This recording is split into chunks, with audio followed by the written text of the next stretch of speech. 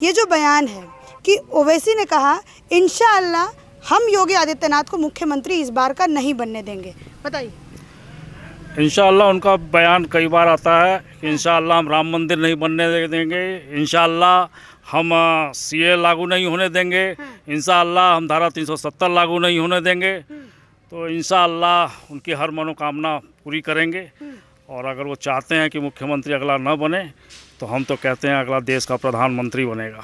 कौन? अच्छा, अगला देश का प्रधानमंत्री योगी आदित्यनाथ को बनाने के उसमें फिरात में है आप लोग। आप इस बयान को किस तरीके से देखते हैं जिस तरीके से योगी आदित्यनाथ पे कहा? ये ओवैसी के दिमाग का दिवालियापन है। ये तो हमेशा ऐसे ही बोलते रहते हैं। माननीय मुख्यमंत्री जी लगातार 4 बार मुख्यमंत्री रहेंगे। उनका कार्य और उनकी व्यवस्था आप देख सकते हैं। कोविड से लेकर के जनसेवा से लेकर के उनके विकास कार्यों को देखिए तो हमारे माननीय प्रधानमंत्री जी और माननीय मुख्यमंत्री जी का जितना विकास के प्रति उनका रुझान है, ये लोग बीच में आकर के डिस्टर्ब करने का काम करते हैं, आते हैं बीच में बोलते हैं। और ऐसा कुछ नहीं है, इनको उनके बातों को बहुत हल्के में लिया जाता है। वो बार बार कुछ न कुछ ऐसे बोल करके अपने को जो सुर्खियों में रखना चाहते हैं कि ओवैसी जी को लगता है कि हम राष्ट्रीय राजनीति में हम हमेशा कायम रहें, इसलिए ऐसी ऐसी भाषाएं जो है बोलते रहते हैं। ठीक है। उन्होंने एक और बयान बोला कि हम इस बार बीजेपी को पूरी तरीके से हटाएंगे और मुख्यमंत्री जो है वो एक मुस्लिम बनेगा। राजभर जिनके साथ वो अभी गठबंधन में है, उन्होंने भी इस चीज़ को कहा कि पहली साल मुख्यमंत्री मुस्लिम कोई बनेगा। इस पे राजभर की आप जहाँ तक बात कर रहे हैं, उनके साथ वो गठबंधन अगर करना चाहता है तो मैं ये बता दूं, वही राजभर कौमी एकता दल मुख्तार अंसारी जो उत्तर प्रदेश का आज उसका पूरा उत्तर प्रदेश उसका हर्ष देख रहा है, घुटनों के बल रेंग करके आया और आज किस हैसियत से उस सलाखों के पीछे है। वही नहीं, उसका पूरा परिवार, उसका पूरा ख़ानदान, उसके चाचा भतीजा, उसके दामाद, उसकी लड़की, सभी इंशाअल्लाह दुहाई मांग रहे हैं अल्लाह के, अब तो बख्श दो कि कौन सी ईद की हम ईदी या कौन सी ईद का चांद हम बाहर देखेंगे। इसीलिए मैं कह रहा हूँ कि उस राजभर ने जो कभी सपना नहीं देखा था विधानसभा में जा कर के घुसने का, वो मौका था उसके पास, मिल गया, विधानसभा में गया, लेकिन उसी तरह से कैबिनेट मिनिस्टर होते हुए लात मार के निकाल दिया गया। तो उसका हर्ष भी वही होगा जो मुख्तार अंसारी का हुआ है। ठीक है। अच्छा, आपसे अगर मैं पूछूं, जैसा कि इन दोनों ने कहा कि इस बार जो है, इस बार क्या, इन्होंने तो कहा कि अगली बार 4 बारों के लिए भी मुख्यमंत्री योगी आदित्यनाथ बनेंगे, क्या बोलेंगे इस पर? रही बात मुख्यमंत्री को, तो योगी आदित्यनाथ तो भाजपा के ही जो भी हमारे कार्यकर्ता बंधु होंगे वही बनेंगे। वो उसका जो भी सर्वस्व निर्णय होगा वो हमारे भाजपा के महागठबंधन और नेतृत्व तय लेगा कि कौन मुख्यमंत्री बनेगा कौन नहीं बनेगा। और रही बात ओवैसी की, तो पावन धरा बाबा विश्वनाथ की धरा से मैं बोलना चाहता हूँ कि योगी रहे ना रहे यूपी में, ओवैसी अपने घर कपड़ा जाके शायद हो सकता कागज़ ढूंढ ले, शायद वो इस भारत में रहे कि ना रहे। अच्छा, बस मतलब इसको अपने CNRC से वो कर दिया कि वो कागज़ अपना जाके ढूंढ लें। लेकिन ओवैसी को तो कहा जाता है ना कि बीजेपी के वो वोट कटुआ, मतलब दूसरी जो पार्टीज है उनके वोट कटुआ के रूप में आते हैं। अगर आप लोग भाजपा को सपोर्ट करते हैं तो ये तो अच्छी बात हुई ना आप लोगों के लिए। बिल्कुल, भाजपा का सपोर्ट हमारा शुरू से रहा और हमेशा रहेगा। अच्छा, आप 100 सीटों पे लड़ने की बात कह रहे हैं, राजभर के साथ मिलकर के 100 सीटों पे लड़ने की। वो तो कितनी सीट निकालेंगे? कुछ नहीं निकाल पाएंगे, एकदम नहीं। एक आध सीट शायद कहीं से निकाल लें तो निकाल लें। ये बिहार में तो निकाल लिए थे, 5 सीट निकाले थे, वही कॉन्फिडेंस बिहार के जनता में अंतर है। क्या अंतर है यूपी और बिहार की जनता में? अगर अंतर यही है कि वहाँ थोड़ा सा शिक्षा का अभी भी अभाव है। यूपी में लोग ज़्यादा शिक्षित हैं। मैं बिहार की हूँ सर, ये थोड़ा सा मेरे को टच कर जाएगी बात। अच्छा, बताइए। तो कुछ ना कुछ तो है अंतर, जो है वहाँ का राजनीतिकरण जो यहाँ अंतर है यूपी से। यूपी में इस बार अगर योगी आदित्यनाथ आते हैं तो किन मुख्य कारणों की वजह से आते हैं? पहला कारण तो ये है कि अपराधकरण से एकदम मुक्ति मिल गई है पूरे उत्तर प्रदेश में। कोई अपराधी जो हाथ उठाने वाला नहीं रह गया है। हाँ, पहला यही अपराधी, पहला अपराधकरण एकदम टोटल खत्म कर दिया पूरे उत्तर प्रदेश से। अभी हमारे गांव पे 2-3 लड़के थे जो भाग के आज मुंबई प्राइवेट नौकरी कर रहे हैं, जो कि पहले अपराधी टाइप में थे। अच्छा, ऐसा योगी आदित्यनाथ क्या किया और कैसा एग्जाम्पल ऐसा सेट किए कि अपराधी जो है अपराध करने से डरता है? भाई उनका कानून व्यवस्था टाइट किए, जो है अपना पुलिस विभाग को कुछ ना कुछ छूट दिए, जो है नेताओं को चलने नहीं दिए, जो है सपा की तरह बसपा की तरह ऐसा कुछ चलने नहीं दिए कि कोई भी सपा का एक सपार्षद भी जाता था तो पता लगा छोड़ा के लेके चला आता था किसी अपराधी को। आज योगी जी के शासन में कोई मंत्री तक का हिम्मत नहीं है कि जो कि जाके थाने से कोई पंचायत कर ले। लेकिन इस बार पंचायत जो अभी जिला पंचायत अध्यक्ष का चुनाव हुआ उसमें ये आरोप लगाई मायावती ये बात बोली कि जैसा सपा काम करती थी उस समय जब 95 में हमने अपना गठबंधन तोड़ दिया था वैसा ही अब भाजपा काम कर रही है, पूरा गुंडागर्दी कर रही है।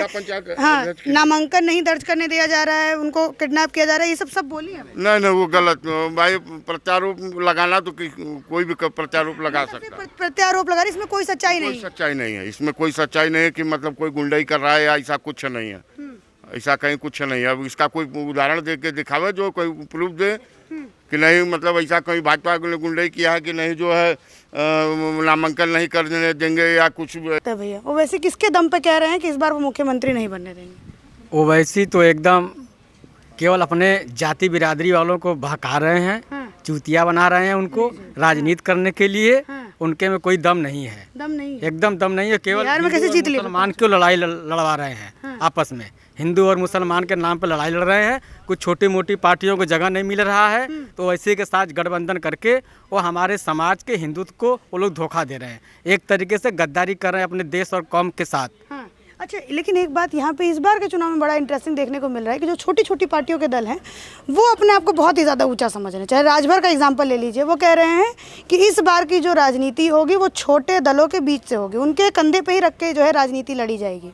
ये ना भाजपा में दम है, ना सपा में दम है, ना किसी और में दम है, हम ही लोग में दम है। क्या कहिए? देखिए, ये लोग छोटे छोटे दल बनाकर बड़े बड़े दलों के साथ ये लोग मिलकर निकल चुके हैं। सारे बड़े दल इन लोगों को लात मार के भगा दिए हैं। अब इन लोगों को अभी रोजी रोटी चलाने के लिए कोई वो नहीं है, साधन नहीं है। तो जो जितने छोटे छोटे दल हैं ये सब आपस में मिल करके एक पार्टी बना लिए हैं कि हम लोग भाजपा और सपा इसको हराएंगे, ये जो चाहेंगे हम वही होगा। तो ऐसा कुछ होने वाला नहीं है और जनता भी जानती है कि सब केवल अपने राजनीति के लिए, अपने परिवार को बढ़ावा देने के लिए एक दूसरे के ऊपर से हम लोग एकजुट हुए हैं। ऐसा कुछ करने वाले हैं नहीं, पब्लिक भी जान गई है।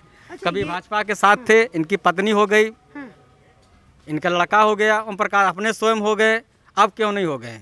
अब नहीं लात बामर भगा दिया गया, कुछ हुए नहीं तो अब वो इसी के साथ मिल जा रहे हैं और छोटे दलों के साथ मिल जा रहे हैं, मिल कर कर रहे हैं। तो वोट कटवा साबित होंगे, लोग कुछ नहीं कर पाएंगे। अच्छा, वोट कटवा अगर साबित होंगे तो इसका नुकसान सबसे ज़्यादा किसको होगा?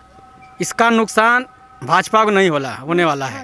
भाजपा के ये तो सपा बसपा वालों इन्हीं लोगों को नुकसान होगा, तो उन्हीं को वोट काटेंगे। हमारा वोट जो है वो हमको सिर्फ मिलना है। अच्छा, अगर मैं आपसे पूछूं कि आप लोग जाइएगा मत, मैं इधर कैमरा लेके जाती हूँ, आप लोग उधर चले जाते हैं, ठीक है? अगर मैं पूछूं कि भाजपा का इस बार कोर वोटर कौन कौन रहेगा, जो कोर वोटर्स होंगे वो कौन कौन रहेंगे, कौन कौन जाति होगी? सभी जातियाँ रहेंगी, सभी जातियाँ रहेंगी। इन लोगों का व्यापार बिजनेस नहीं चलने वाला, सब जनता जान चुकी है। राजभर हैं, जानते हैं कि व्यक्तिगत जो है हमारा लाभ होना है।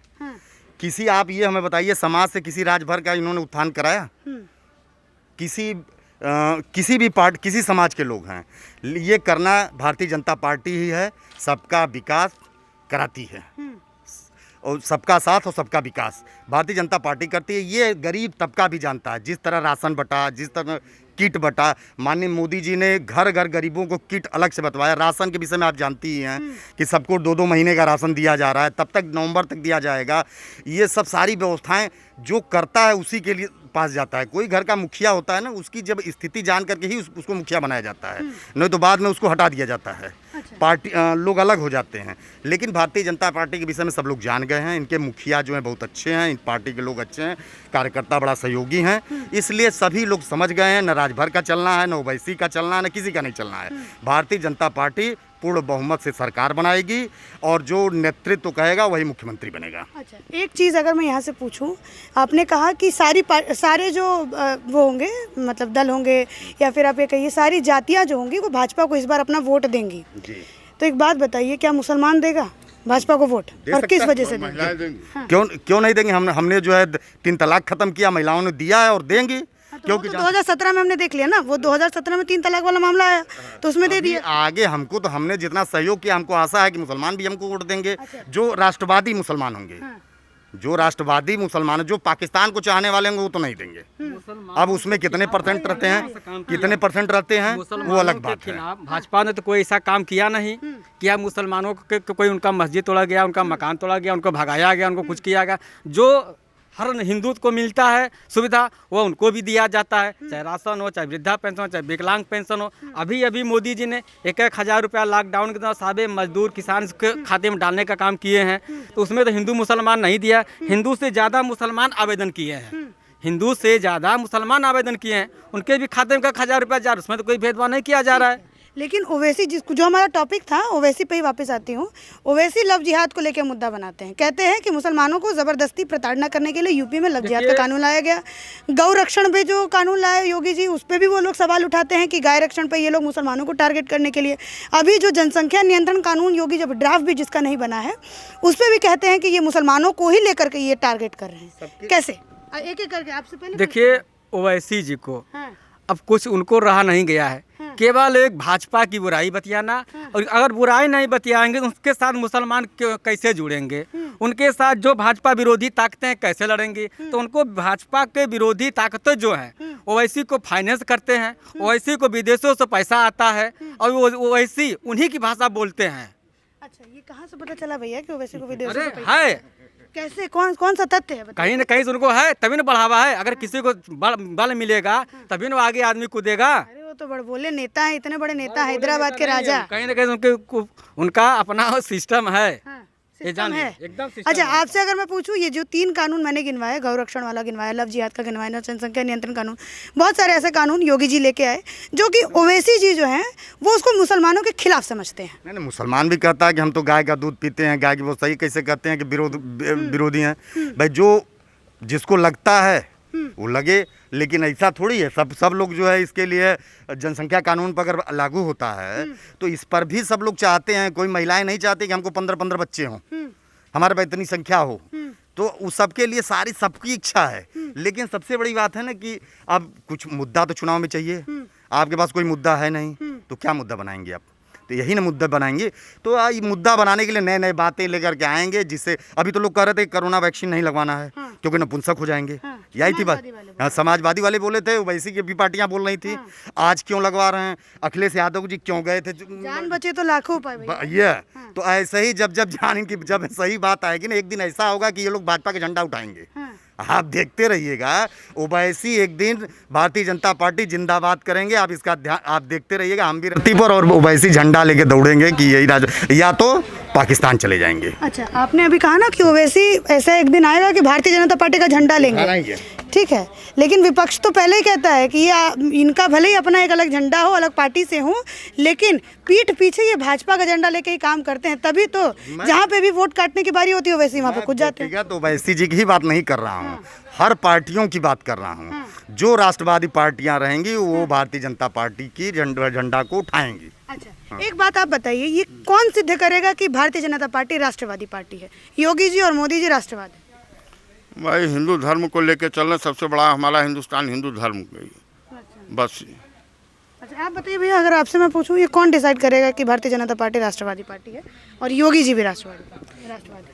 क्योंकि हिंदुत्व की जो भारत में इस तरह से 20 धूप में मत रहिए, इस तरह। हाँ, पूरे भारत में 78% हिंदू जाति के लोग रहते हैं हाँ। मैक्सिमम, और सरकार जो है हमारी उसी के लोग रहे हैं। और दूसरी चीज़ के मुस्लिम लोग भी 16% 17% जो भी उनकी जातियाँ हैं वो लोग बिलोंग करते हैं। लेकिन जो सरकार का जो नीति है वो किसी पार्टिकुलर व्यक्ति के लिए नहीं है, पूरे राष्ट्र के लिए है और हर संप्रदाय के लोगों के लिए। अच्छा, अगर मैं यही वाला सवाल जो मैंने अभी इन भैया से किया था, उनसे भी किया था कि ओवैसी जो है वो लव जिहाद का कानून, गौरक्षण का कानून, फिर आपका जनसंख्या नियंत्रण का कानून, CNRC का भी मुसलमानों के खिलाफ प्रयोग करते हैं, तो यूपी का मुसलमान कैसे देगा फिर योगी को? जितने भी कानून है लोगों के हित के लिए बने हुए हैं। गौ रक्षा है तो किसी जीव की हत्या, ये हमारे शास्त्रों में लिखा हुआ है कि गलत चीज़ है, तो गवर्नमेंट उसको बचा रही है। गौ रक्षा, वो दूध देती है, लोगों का पालन पोषण होता है उससे, तो गौ रक्षा बहुत ज़रूरी है लोगों के लिए। और भी सरकार जो NRI वगैरह जो है, हम युवा हैं, हम सर्विस के लिए जाते हैं, इधर उधर जाते हैं। अगर हमारी आबादी ज़्यादा रहेगी और रिसोर्सेज कम रहेंगे तो एबिलिटी हमारी नहीं हो पाएगी। तो सरकार हमको पूरी तरह वो चीज़ देना चाहती है, इसलिए एक कंट्रोल करना चाहती है। जनसंख्या कंट्रोल है तो रिसोर्स उतने रहेंगे, हमको प्रॉपर जॉब मिल पाएगा, रोजगार मिल पाएगा, हम खुशहाल रह पाएंगे। और लव जिहाद वाले पे? लव जिहाद नहीं, उनका तो एक अलग एजेंडा है। ये तो हम किसका एजेंडा है? मोदी जी का या योगी जी का या फिर आपके? नहीं, ये तो बस उनकी मुस्लिम जाति के लोगों के लिए है, ये अपना बनाए हुए हैं उनके लिए, कोई पार्टिकुलर इसके लिए नहीं लव जिहाद कोई